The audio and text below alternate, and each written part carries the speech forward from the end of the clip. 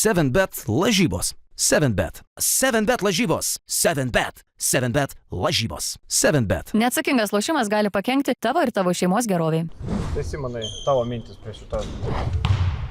Labai svarbios rungtynės, labai laukiu jų.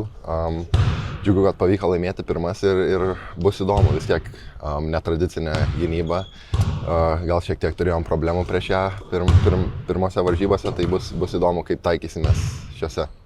Kokius tos pagrindinius pakeitimus matai nuo pirmųjų rungtynių, ką reikia padaryti puolime, kad būtumėt geresni? Mažiau klaidų, manau, tai buvo pagrindinis dalykas, su kuriuo biški turėjom problemų pirmose varžybose, tai manau, taktiškai kaip ir nieko per daug keisti nereikia, bet tiesiog reikia būti biški atsargesniem ir stipresniem su kamuoliu.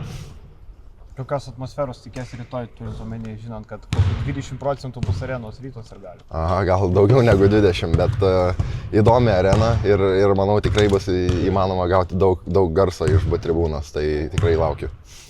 Antroji sezono pusėje akivaizdžiai išaugus tavo statistika ir geresnis žaidimas, su kuo labiausiai tai sietum, ką labiausiai pavyko perprast, ar kažkas pasikeitė pačioje komandai, kad tie skaičiai išaugo?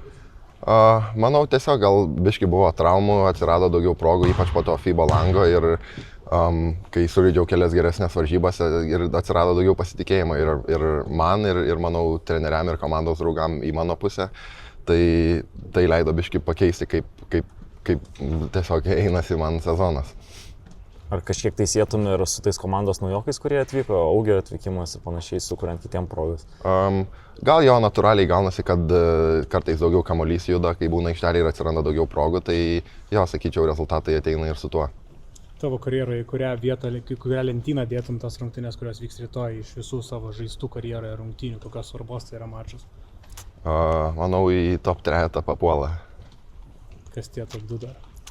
Tai sakyčiau, universiteto atkrintamosios, manau, buvo tikrai irgi svarbių varžybų ir dar gal Galatasarajaus varžybos tikrai buvo labai svarbios šį sezoną, tai taip.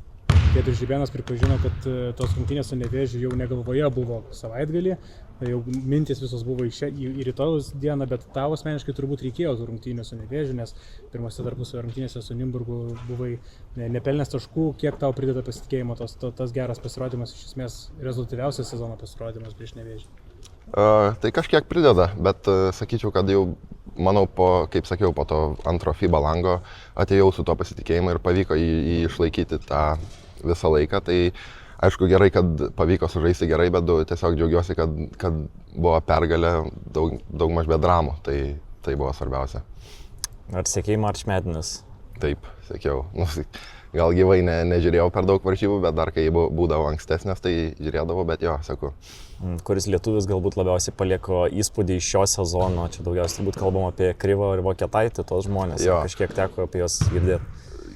Teko, Krivą šiek tiek pažįstu ir esu žaidęs prieš jį dar kai pats buvau Cincinnati'e, tai jį biškį sekiau labiau ir jisai tikrai palieka įspūdį, bet sakyčiau, Vokietaitis nustebino, nes gal teko mažiau apie jį girdėti, nes žaidė mažesniam universitete, bet dabar persikėlė į Teksasą ir ypač šį mėnesį tikrai davė vaizdų.